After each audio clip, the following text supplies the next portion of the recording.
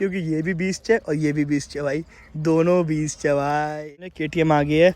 अगर हम दोनों की रेस करें ना भाई, ड्रैग रेस करें, दोनों की रेस करें, तो R1 यहाँ रह जाएगी, KTM यहाँ पहुँच जाए। कि ये बाइक देखो यार, खुद देखो ये बाइक को, ये बाइक बनी इस चीज़ के लिए भाई, ये बाइक बनी इस चीज़ के लिए, ये बाइक रेसिंग के लिए ही बनी है। Hello guys, welcome back to my channel.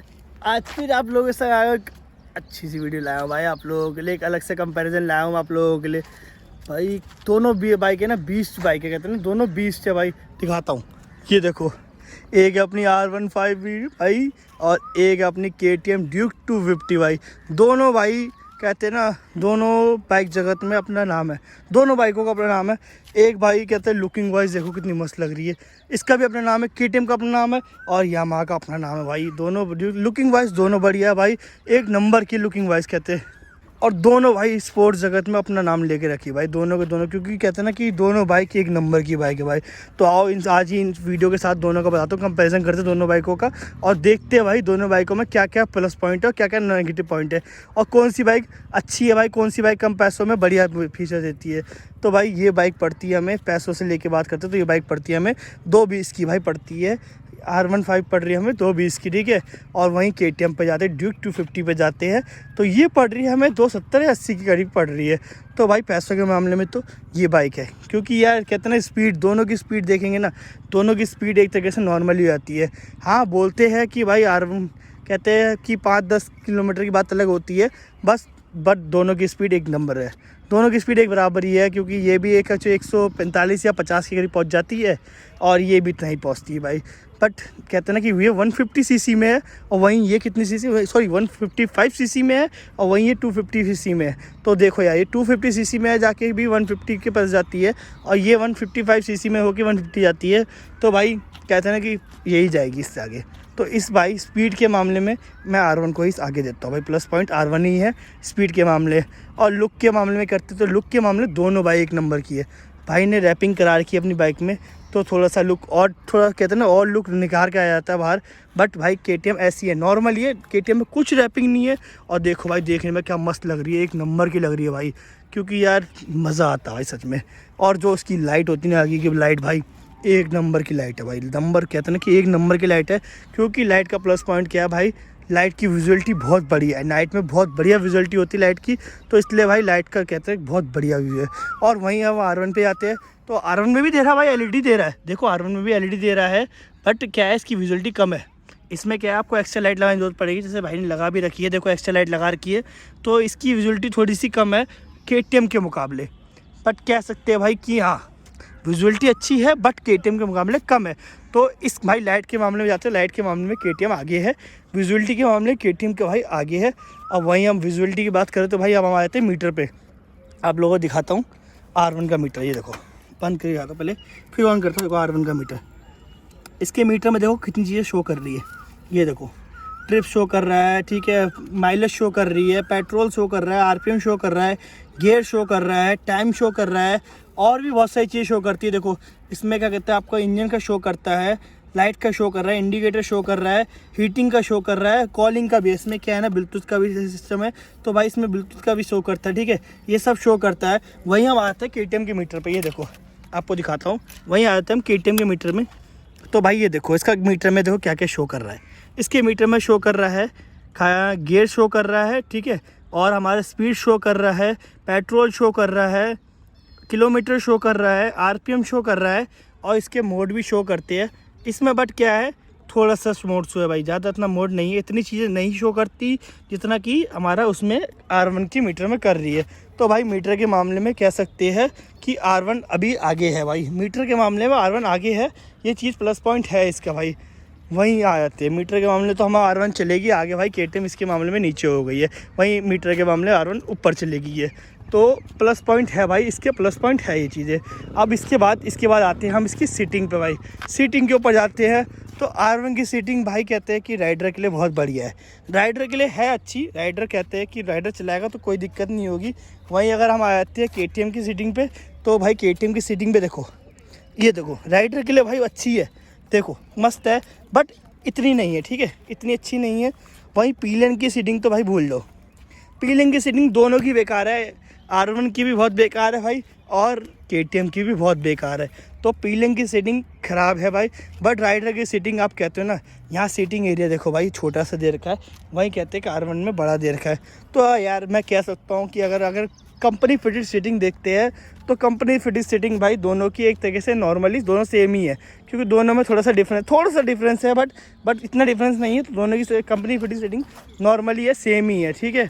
अब वहीं हम इसकी बात आ जाते हैं भाई इसके और साउंड पे। तो भाई साउंड में बात करते हैं तो कहते हैं ना कि R1 का अगर आप एग्जॉस्ट लगाओगे, आफ्टर मार्केट एग्जॉस्ट लगाओगे, तो भाई आपको दिखेगा कि हाँ थोड़ा सा दिखेगा साउंड। तो कंपनी फिटेड देखोगे ना यार तो आपको थोड़ा सा प्रॉब्लम आएगी। तो यार एक बार ऑन करेगा साउंड दिखाएगा इसका साउंड कितना है, दिखाइए इसका। क्योंकि यार इसने भाई ने ना एग्जॉस्ट नहीं लगा रखा, तो ये देखो इसका, देख लो ये इसका साउंड है, ठीक है, ये कंपनी फिटेड साउंड है। वहीं अगर हम KTM पे आ जाते हैं तो KTM में भाई ने मॉडिफिकेशन करा रखा है, एग्जॉस्ट लगा रखा है बाहर से, बट DB कूलर लगा रखा है। तो इसका साउंड देखते हैं क्या साउंड दे रहा है, तो इसका साउंड भी दिखाएंगे आप लोगों को। ये देखो, हाँ कह सकते हैं कि ये साउंड थोड़ा सा भाई ने एग्जॉस्ट बाहर से लगवा रखा है तो उससे आ रखा है, बट DB कूलर लगा रखा है तो उसका साउंड पूरा बंद हो गया है। बट KTM का साउंड बहुत अच्छा है भाई, KTM का साउंड R1 के मुकाबले बहुत अच्छा है, बहुत हैवी साउंड है KTM का। क्योंकि यार कहते हैं ना कि KTM ब्रांड है भाई, ब्रांड है ये ब्रांड, तो इसका साउंड भाई बहुत एक नंबर का साउंड है। तो इस साउंड के मुकाबले में R1 से KTM बहुत आगे है भाई, तो इस चीज़ का ले सकते हैं हम। दूसरा बात आती है भाई साउंड के साथ साथ हम अब बात ही कर रहे हैं तो भाई बाइक की पैसों की भी बात कर लेते हैं यार कि सर्विस कॉस्ट किसकी हाई है। क्योंकि यार कहते हैं ना कि पैसा ख़रीद लो, चीज़ ख़रीद लो, उसके बाद पैसा कितना खर्च करती है। तो वहीं अगर हम जाते हैं R1 की सर्विस कॉस्ट पे तो इसकी सर्विस ज़्यादा से ज़्यादा 2000-2500 में हो जाती है, 2000-2500 में हो जाती है। वहीं KTM पे जाती है तो भाई KTM की बहुत महंगी सर्विस कॉस्ट है, KTM की सर्विस कॉस्ट बहुत हाई है भाई, उसके मुकाबले R1 के मुकाबले बहुत हाई है। इसकी सर्विस कॉस्ट जो मैंने पता करी थी ये 4000 कुछ की होती है भाई इसकी सर्विस कॉस्ट। तो सर्विस कॉस्ट इसकी हाई है भाई, पैसा ज़्यादा लेती है, क्योंकि यार ब्रांड है, ब्रांड ये भी है, ये भी ब्रांड है भाई। बट क्या है ना, ये बनी इसी चीज़ के लिए भाई, ये रेसिंग की ही बनी है, तो ये चीज़ मान सकते हैं भाई, इसका ब्रांड है इस चीज़ के लिए। इस चीज़ के लिए ख़र्चा बहुत होता है भाई इसमें, क्योंकि आप देख ही रहे हो यार, इसका देखो ये चीज़ें कैसे हो रही है, चीज़ें भाई महंगी है, थोड़ी सी महंगी है, इसके मुकाबले इसकी महंगी है। अब जब इसकी बात कर रहे हैं तो भाई इनकी लीनिंग की बात करते हैं, क्योंकि दोनों बाइक भाई बनी इस चीज़ के लिए। आप दोनों बाइकों से स्टंट मार लो, व्हीली मार लो, कुछ भी मार लो भाई, इन बाइकों के लिए बाइकें बनी इस चीज़ के लिए। तो भाई इनके मारते हैं, अब इससे बात करते हैं कि किसके सही से स्टंट लगता है। तो आप यार इससे कर सकते हो, R1 से ज़्यादा आप KTM पे मार सकते हो भाई। KTM बाइक जो बनी है ना, स्पोर्ट्स बाइक है भाई, ये बनी इस चीज़ के लिए बनी है भाई, क्योंकि आप इससे आराम से कट मारो भाई, कोई दिक्कत नहीं आने वाले, कोई दिक्कत नहीं आना। एक बार को आपको इसमें आ जाएगा, बट इसमें नहीं आने वाला है बिल्कुल भी। तो इस चीज़ के लेके हम R1 को थोड़ा सा नीचे कर सकते हैं, इतना नहीं कर सकते, इतना कर सकते हैं, बट KTM को ऊपर ही रखेंगे भाई। KTM की चीज़, ये चीज़ प्लस पॉइंट है KTM का। और साथ में अब कहते हैं बात करते भाई, तो अब भाई बात कर रहे हैं तो अब सब चीज़ की बात कर रहे हैं, तो भाई इस चीज़ के लिए माइलेज की भी बात कर रहे थे, क्योंकि अब हमने सर्विस की बात ही कर ली तो माइलेज की भी आए थे। तो भाई आप लोगों को बताता हूँ कि आप खुद कैश करो यार, कौन सा माइलेज ज़्यादा रहती होगी, ये या ये, क्योंकि ये भी 20 है और ये भी 20 है भाई, दोनों 20 है भाई। बट ये 155 सीसी में और ये 250 सीसी में है, तो आपको खुद ही समझ में आ रहा होगा कि कौन सी माइलेज ज़्यादा देती है। तो भाई आपको लोग बताता हूँ, मैं खुद बताया तो ये देती है 48-50 तक का माइलेज दे देती है भाई। अगर कोई राइडर सही राइडर हो ना तो भाई इसको 50 तक का ले सकता है माइलेज।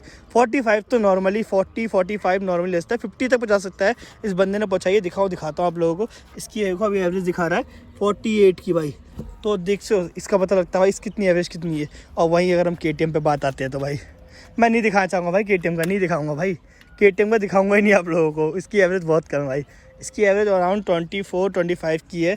तो इस मामले में भाई R1 बहुत आगे चली गई है, क्योंकि यार इसकी माइलेज बहुत बढ़िया देते।